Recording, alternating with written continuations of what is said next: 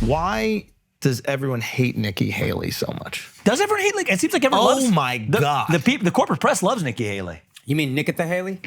Yeah. Is that her real name? Nikita? Nikita. It's yeah. Namrata. Namrata. Yeah. He just wanted to say that other N word. He found a way to sneak it in, this motherfucker. And he almost made me say it. She's Namrata. Yeah. Yeah. Okay, She but can go the normal. Namrata Randwa Haley. Yes, sir. Namrata. And she calls me Vivek.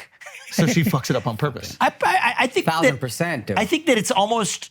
I don't know that she thinks of it as doing it on purpose, but it's almost native and hardwired to who she is. That it's exactly how. Does she know what fucking caste you are, dude? Does she know you're a fucking Brahmin? The thing is, it doesn't make it. It's for her. There's She's one. not Hindu for the There's record. one She was currency that matters, converted. which is power, personal power, and do So she whatever thinks it she takes. has just insane lust for power. Insane lust for power. And yeah. she is tied to the corporate interests. Is that what the I would greatest say, criticism is? I would say it's not specific to her, right? It could apply to Dick Cheney. You could apply it to anyone of a certain breed of Republican, or anyone in the neoliberal kind of fashion of Democrat too, of the last 25 years. Is whatever it takes to accumulate an added ounce of money and power is what we're going to do. Use an ideology as a vector to do it, to project American power, which actually is a philosophy that creates American weakness in the name of creating an illusion of power. And we're going to fight foreign wars, and we're going to create a domestic surveillance state as a consequence. And you could put a D at the end of it, or you could put an R at the end of it. But it's the same philosophy hiding on the front. And that's what she represents. And so I think what's going on in the Republican Party right now is there's an ideological fissure about what this party is. I mean, what does it mean to be Republican? It's kind of a meaningless term, really. It's Biden bad is the closest thing that the Republican Party's had to an agenda in the last few years. Biden bad, Trump good. Yeah, I mean, Yeah. but Trump, Biden bad, winner good. What do we? Our team good. What do we stand for? And so, I think we should stand for the two basic ideas I said at the beginning. The people who elect to run the government should run the government. They owe a moral duty to the citizens of this nation. Not another one. Simple. Two simple ideas. But I think there's an alternative view that says it's the job of the U.S. to be the global hegemon. That's the global police state keeper. And in order to do that, we have to have a federal police state at home that requires under the table violations of your constitutional rights. And if that means tying your social media accounts to your government issued ID as a mandate to use the internet, which is a policy she's advocated for, that's what it takes. And so the post 9/11 Dick Cheney, George Bush, Patriot Act, Iraq War, fuming Republicans have created a modern avatar. It's called Nikki Haley. Right. And they're trying to reclaim this thing known as the Republican Party. And then there's an alternative vision that says it's what I would call kind of a libertarian nationalist vision.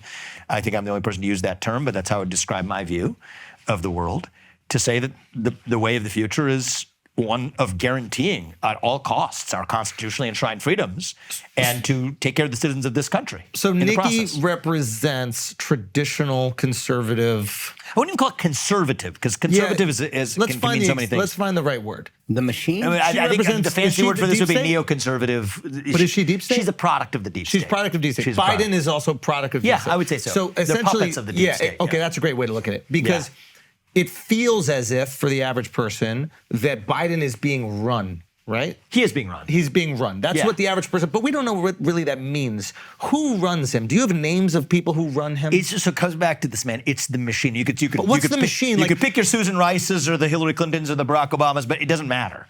But it's currently, like, do we know who's doing it? It's like the San Antonio Spurs, right? It doesn't matter But I know who's who actually runs that. playing. Popovich runs that. But who's the Popovich? Yeah, so I think imagine if Popovich steps out in the middle of a game and the whole thing just keeps running as its own machine. Becky Hammond steps in. I know the coaching staff. I don't even know if she's not there anymore. But what I'm saying it doesn't matter who it is, and the machine still runs. I'm aware it runs. So it is. Here's how it works. Yes. Here's how it works. Here we go. And this is not to go, I want to catch you. I don't think that you're using I don't take rhetoric. it that way. I'm genuinely trying to understand a phrase that I feel like I've used without really knowing. So at a certain point, the bureaucracy becomes its own creation. That's what it is. So if you want to take, for example, the FBI. Can I say one thing about this and how it helps me understand? Sure. So in Hollywood, before I did really anything in entertainment, and I was on the outside of it, I thought that there was these like organized meetings amongst people in Hollywood. They're like, here's the agenda. We're going to push trans. We're going to push gay. We're going to push Hindu.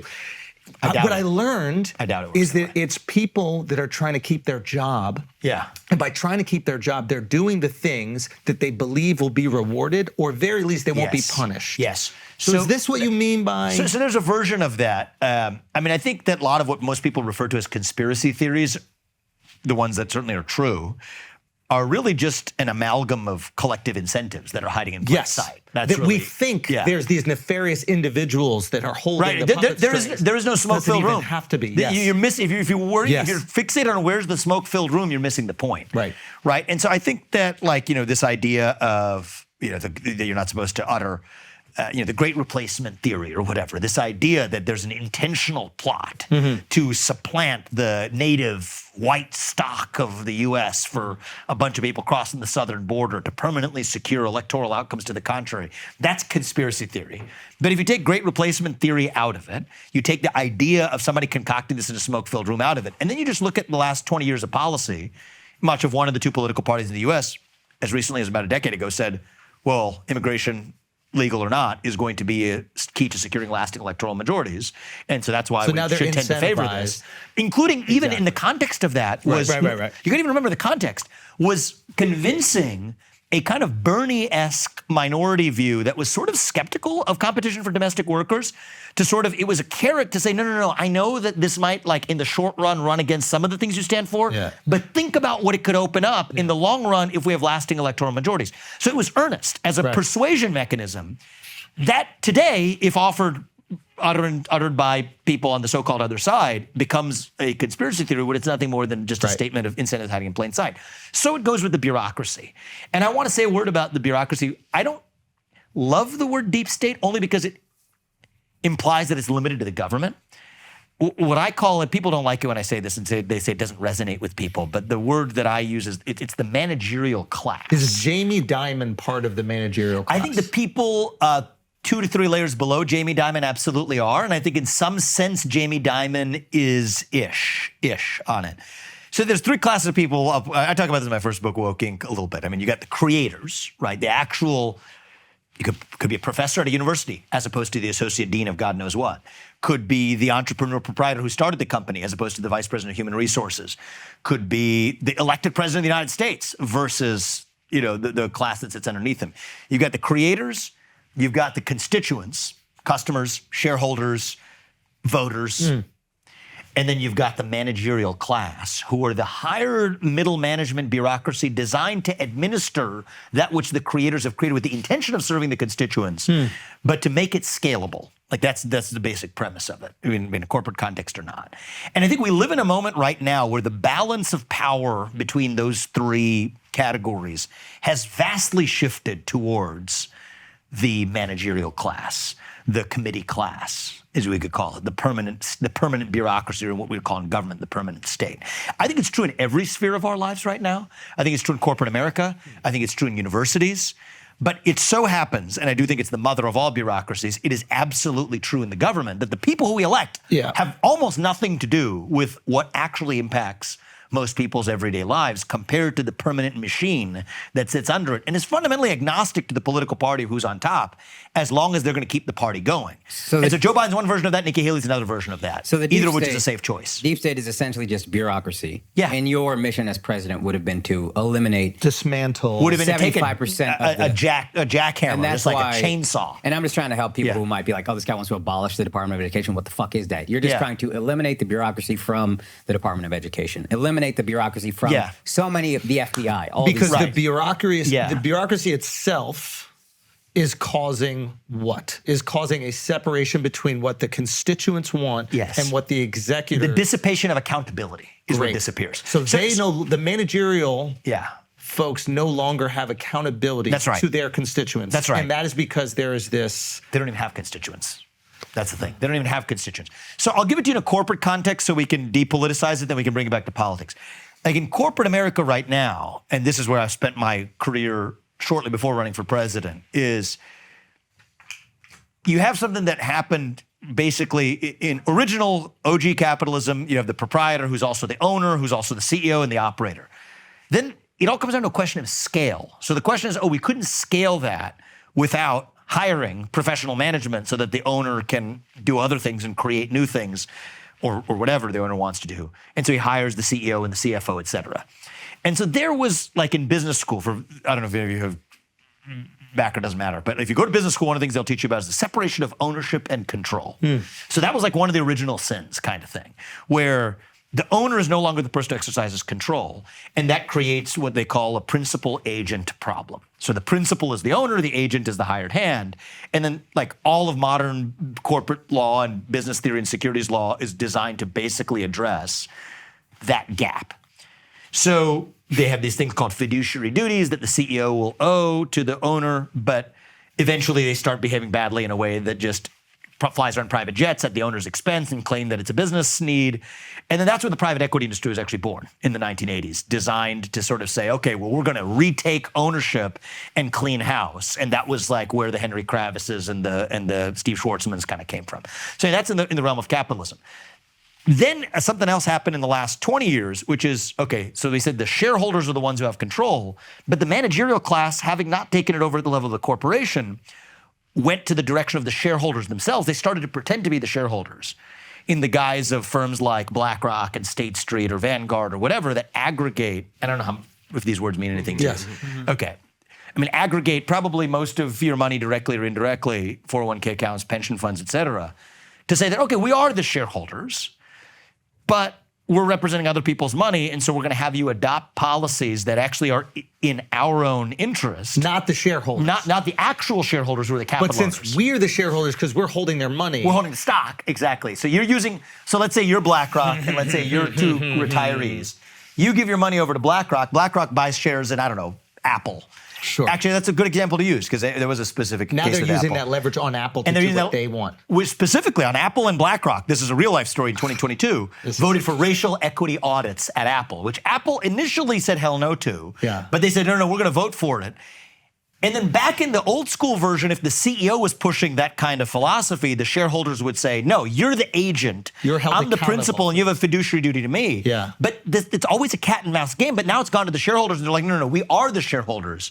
And we're telling you that you need to adopt this policy. BlackRock, right. Yes. Because today, if you go to the SEC's website and see who are the shareholders of Apple, yes, they're going to be number 1 or 2 or 3 on the list. This is really interesting. And so it's always this cat and mouse game where the managerial class is always about getting one heads up. So there's a whole private sector version of this, and 2 of my 3 books are about this stuff, and we could go on for days about it. But I use that as an analog, because sometimes when you talk about politics, people lose their mind. There's something similar going on, and I think of even greater import in the government, where there's a cat and mouse game between the elected representatives who, say what you will, still have to go back to their constituents every couple of years. Yes. Every 2, 4, or 6 years, depending on Congress, President, or Senate. Yes. And ask for permission to govern. Whereas what these people say is, no. How do we drain as much of that power as possible so that we're agnostic? Who are these people? The bureaucrats. The bureaucrats. Yeah. So these people. Absolutely. The people who work for Anthony Fauci. From the electeds as possible to make sure that we're agnostic to who actually gets into power in those seats in the first place. So they're neutering them intentionally. They're neutering them intentionally, yes. It depends how much detail you want to go into, but I can even tell you all the detail. This is very important because I think a lot of your ideas, when explained in this way, are incredibly digestible. The problem is cable TV's 30-second hits or 2.5 Hold on 1 second. That's the game, though. That is the game. You know what I mean? I've learned this, and so I got to get good at that. I've get better at that. We talked about Bernie, for example. Like I remember when Bernie was going up against Trump, and there was this real issue where I think like American voters really wanted it to be Bernie versus Trump, and I think that they were so disillusioned with that would have been a good race. And that would have been a useful race for the country, actually. And I said it was like, the Democrats stole it from Bernie with the whatever. Mm-hmm. But here's the reality: that's the system that he was operating within, and hasn't tried to change. So if the system can break you or can sway using the, what are they called? The superdelegates or whatever. Superdelegates or whatever. That's the system that and if you're not breaking that system, if you're using that system, that is. You become a product of it eventually. Exactly. Now, bring a jackhammer, get the hell out. Of Drop course, the mic, but if get it's the hell 30 out. seconds, a bite on MSNBC, this is another problem with the bureaucracy, you could even argue, that is impossible to describe an issue that is this inundated with bullshit in 30 seconds. So the people don't even know where the disconnect is between them and their representatives. I'm sorry, but I'm going to interrupt. Yeah. I'm reading woke Inc. I actually do read. You're reading it right now? I'm reading Thank it right you. now. I I'm listening appreciate to that. the audiobook, actually. Okay. Let's be honest. I read the audiobook for that one. Let's be I read honest. that yeah, one. I know. That's actually, why I was more inclined to do it. The book, and you're, How far into you it are you? are chapter 8. Okay. You are one of the most brilliant people I've ever heard speak. Most people Thank you, are man. not you. I'm an idiot. I'm listening to your about book, that, dude. and I'm not. A lot of this, I'm just struggling to keep up as you're even speaking now. But I'm reading Woke Inc., and you take this kind of wokeonomics philosophy, and you make that the boogeyman of corporate America. And I'm just an idiot who's listening to you, and I'm like, well, corporations, and you acknowledge it a little bit. You're like, look, corporations they were corrupt before, but this is the problem. This wokeonomics is what's ruining the country. And it's like, no, the country been fucked. Again, I'm talking like an idiot. Okay. I think the issue, if you had made this about how bureaucracy ruins government even outside of, if you make it Woke Inc. and then you make the whole boogeyman. You're framing it as wokeness so when the problem isn't just You haven't heard me talk wokeness. a ton about that in the last year for a reason. So one is just to bring you context. One thing I tell people about Woke Inc. is, first of all, I probably the 3 books I wrote, most proud of that one just because it took more of an effort versus the next 2, you already got your flow going. But I agree with about 95% of what's in there. That's the first thing I will say. I've written 2 books since then, and some of those have evolved from certain of my micro views. But the other thing I will say is that was just a product of my latest experience. I was a biotech CEO, the story I think I tell towards the start of the book. Yeah. And there's a demand that I make a statement on behalf of BLM. I refused to do it. 6 months later, I write an op-ed in the Wall Street Journal with a former law professor, and then multiple advisors from my company are resigning. What the hell is going on? And actually, the corporate America was in a different and weird place in 2020 than it is today. So I don't mean to be defensive, but I don't believe I said that, this is really the threat to American future Maybe existence. you didn't. I'm dumb. Most people are dumb. But it That's was what landed on my doorstep, right? Yeah. And so that was the thing that moved me to write that book. What I will say is, so when I wrote I Woke want Inc., people to digest this. This is interesting because I think a lot of people have looked at that book without even reading it as, he wants to run for president. He's seeing this woke wave going. He's going to write a book about how wokeness is destroying everything, and he's going to use that popularity to run for president. If you actually read the book, what you're describing is you were put in a situation where you could not do your fiduciary responsibility to your shareholders. This is what I felt was the right What answer. you felt because of this, what do you even call this? This like... Social pressure. You could call there it was, that. Yeah, there was social a pressure. social pressure and a philosophy that was restricting your ability to run your company to the best. And to be clear, in my case, it was a really mild example of it. So I don't think I've ever overstated that in the case of my company. It was a small shade compared to what was going on in the rest of corporate America. But it opened my eyes that even in that landing on my own doorstep and multiple advisors to my company stepping aside because of my own views that companies should stay out of politics was an eye-opening moment. And I wrote a book about the reflections that came out of that. At the time I titled Woke Inc. and sent it to the publisher, the main criticism that I got, including from people in that world, was that nobody had heard this, not enough people had heard this word woke. So this book is going to fall flat. This was back in 2020 when we named it. That's funny. By the time it came out, a year and a half later, then the actual criticism was this is too controversial and you're weaponizing the word woke. And then if that book were to have come out today, I'm sure the criticism would be that this is banal. And you know what? That time they might actually be right. See, if I wrote that book today and it comes out, if somebody else gives me a book that says the same thing Woke Inc. has come out today, I'm like, come on, guys. It's true. Like this is tired. But it wasn't when it came out. It was intended to be read in the moment when it came out, is what I would say. And you could read it now for insight into how I think about things. But it was a product of my own experiences and a product of where I think we were in a particularly weird place in our country. The fight has moved on, and one of the chapter titles in Woke Inc. was The Rise of the Managerial Class. Yes. That's one chapter. We blew that out into a full third book. I wrote a second book called Nation of Victims, and then the third one is called Capitalist Punishment, which is all about is more specific to sort of ESG and capital markets, but goes into this deeper issue of the managerial class. There's this author called, I don't know if he's on the left or on the right or some combination too, but Michael Lind wrote a book recently, and he was in the school of thought of this guy, probably a century ago, James Burnham, who talked about this almost like back in the 30s, where this has been a phenomenon that's existed for a long time. And what it actually gets to is this as esoteric as it might sound what we're talking about, this is what the American Revolution was actually fought about. See, the American Revolution was fought over the idea, the part I left out about the deep state is the people who are believing that they need to drain the lifeblood out of the politicians, the most sinister part of it is they believe they're doing it not even for their own good, but for the good of humanity and for the country. They believe that the elected representatives. Yes, exactly. It is a noble lie that has to be told that we live in a democracy. So even if you call them deep state, they'd be like, "What do you mean? I'm just trying to help people."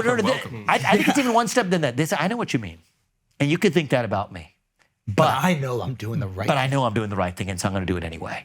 And see, that's what the American Revolution was fought for. We got to stop using the word deep state. I agree. I call it the permanent state, shadow government, but I call it the managerial class because it's not even about the state. It starts to sound so conspiratorial. I really think... and it's not even about conspiratorial. It's really about this idea that there are these people with nefarious intent. Right. And when we remove ourselves... from individual and nefarious action, it's something, it's a systematic phenomenon. Because you force a person who believes they're doing good... Right. Will not listen. Believes the means are justified. It's not talking about me. Can't be talking about me. I'm doing good for my people. I'm doing what's right, and that's what you have to understand. Is these people believe that they're doing what's right for humanity. This is good. And for most of human history, now as I said, the American Revolution was fought for. Now you take a historical view. For most of human history, make an American Revolution point because I'm still a little. So I'm going to come to. I'm bringing that in here. Pre-American Revolution, for most of human history, the view was, okay. The idea that you get to speak your mind openly as long as I get to in return, or the idea that we the people cause a government to come into existence that's accountable to us, where every one of us has a voice and vote that counts equally in like this weird democratic process where we count up votes and decide who's in charge and you get to vote them out, that's nutty, right? What the people would demand would cause humanity itself to cease to exist. That's how stupid people are, is the kinds of decisions they would make. So the American Revolution was fought on, the 1776 was based on one idea, which is that for better or worse, we the people still decide who governs. So it wasn't just an American Revolution, it was a revolution of thought. It was fundamentally a revolution of thought, absolutely, which echoed a little bit and mutated a little bit to get to the French Revolution in 1789. But let's just talk about the American Revolution, which was I think the OG version of this. And the intellectual predecessors of it were like John Locke. It started in Europe. But our founding fathers, they weren't the most, I mean, they were brilliant people, but they weren't the originators, but they were the implementers of a vision of Enlightenment thought that caused the United States to come into existence. They had a juvenile enough system that they could implement these ideas. That's right. And so that's what the American Revolution was fought for. And so then we have to accept that we're the weird ones, actually, we as in America. Because for most of human history in most countries, even many across the world today, those that haven't followed America's example, that's how it's done. And so what you're seeing right now isn't this devious, new, sinister conspiracy theory. It's a revert to the norm. It's just a revert to the norm. It's exactly what it is. Yeah. It's just the natural historical tendency. So we live in this anomaly. But right now, this is just reverting to the norm of all of human history. I saw you talking at when you were stumping for Trump in New Hampshire, and you likened it to the American Revolution, and I rolled. Because I didn't understand contextually what you were talking about. That's what I'm talking about. I probably didn't explain it as well. No, it's not about explaining it. It's like you said, in these short amounts of time, it's very hard to break down an idea this sophisticated. Like, think about it. It took us 30 minutes to go from the initiation of the deep state, just the idea for us to understand, to how it works in corporate America, to back to politics, and how humans have been operating in this way because it's constant. Weirdly like there's like a biological impulse for it, probably. Yeah. We're not. There's almost a societal impulse. Part of it's native, hardwired. Part of it's just the nature of human nature and how we relate to each other. And this thing about the old worldview that humanity would cease to exist, that's literally what much of the managerial class believes today as it relates to climate change. I mean, for example, you could pick your favorite one, COVID. That if we really left it to self-governance and we were serious about that, pick your favorite fill in the blank, the planet would cease to exist. So it has to be a small group of enlightened members of the managerial class that do what's right. There's an arrogance not just because they want to enrich themselves in their pocketbook. Yeah. Now here's the distinction to draw. You're too stupid. The Nikki Haley's of the world are in it for their pocketbook. But remember we said they're not the managerial class, they're the pawns for the managerial class. No, I've seen this. So the managerial class cuts them in because those are operators. But what the real people who are the real managerial class hardcore are actually doing it out of a sense of benevolence. There's a, and I don't want to completely discredit this entire conversation because I think it's great by comparing it to Burning Man, but I do have a point about Burning Man. Have you ever gone? I've always wanted to, but we've never made it, actually. One of the tenets is this radical self-reliance. There's Just nobody India for really white watching. But there's no one really watching you, right? There's nobody watching you build. There's no like constructor, like a DOB people going, how many nails did you put into this? Is this going to fit? Is everything going to work out, right? There's no traffic cop that's just waiting to make sure you stop at a stop sign or anything like that. Yeah. Everybody is relying on themselves. And when you're relying on yourself, you want to build something you can walk on. You want to build something you can jump on. You want to make sure you stop because there might be a car that's about to run in front of you. There is a kind of neutering of people when you have daddy or mommy around all the time, making sure you don't do anything bad. Right. And it speaks to what you just said, this idea of if you leave us to our own devices, and I understand Burning Man is super privileged and people have a lot of money and time, whatever, but it is people being left to their own devices to take care of themselves, and they're accountable if anything goes wrong. And when you're accountable, if anything goes wrong, nobody's going to come pick you up necessarily. You're going to make sure, you know what, maybe I'm not going to build this with too few screws. Maybe I'm not going to find a way to cheat myself out of this situation because I could hurt myself and I could hurt the people around me. So I think it does speak to what you're talking about, which is this like self-reliance has been almost stripped, and it's been stripped by an arrogance. Yes. An arrogance of they're too dumb to build the thing correctly. Right. Now, there is another side of that, which is these people are going to build something for someone else, and if we don't regulate the way they build it, they'll build it in the cheapest way and take advantage of those innocent people. That also exists. Like as much as unions are a pain in the ass, they were created for a reason. They're the equal and opposite. They came into existence for a reason. The created implies that. So this, you're going to have a separate discussion about unions. I actually have a very different attitude towards private sector unions than I do to public sector. No, public sector, if you're negotiating against the government, it's very peculiar. Against the people, and also the people, but think about it, like you're negotiating against somebody who's out of office in 2 or 3 years, right? So, of course, if I'm mayor and I want to get the teachers union on my side and be like, well, listen, I'm out of here to be governor in a few years. Yeah, give them whatever deal they want. If I'm negotiating against my boss, who I have to work for, or he has to hire me and all of the other workers that are part of this company, this is a 10-year relationship, a 20-year relationship, a 30-year relationship. I'm going to make sure we hammer out a deal that's beneficial for the both of us. But I feel too often what happens with people in politics is, just give them whatever they want. Who cares what the fuck happens to the state? I'm out in 4 years because I'm going to do something else. And that's why negotiating against public sector is different than the private sector. I agree. Also, guys, don't forget about Prize Picks. Hurry up and sign up. NFL playoffs is the best time of the year. This is what you got to do. I'm giving you my Singh locks. First of all,